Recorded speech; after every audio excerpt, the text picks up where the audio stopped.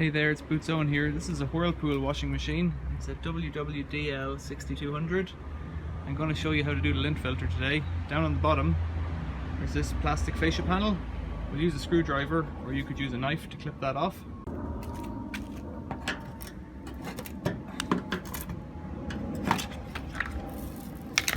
And then in here, this is the filter. Just turn it with your hands. You get some nice creamy water coming out there. Oh yikes, there's a lot there. Quite milky and white looking.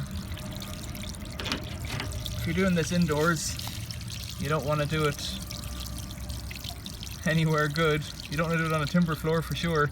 Put down loads of towels and stuff like that and let the water out slowly. If you can bring the machine out, all the better, but that's obviously a nightmare.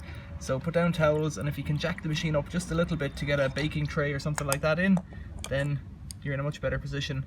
There's the filter. That one's quite clean. If I was using this at home, I'd give that a run under the tap and a bit of a scrub, but it's not that bad. Inside, you can see the impeller blades there. There doesn't seem to be anything stuck inside it. Give a little check with my finger to make sure that they're going around, and if they are, then there's probably nothing wrong with the pump. Offer that up, give it a twist, and that's it. And we'll snap the front back on. So line up the 3 clips on the bottom, and then snap in the 3 snaps on the top, and that's it. Thanks for watching. Any comments or questions, leave them below. See you later.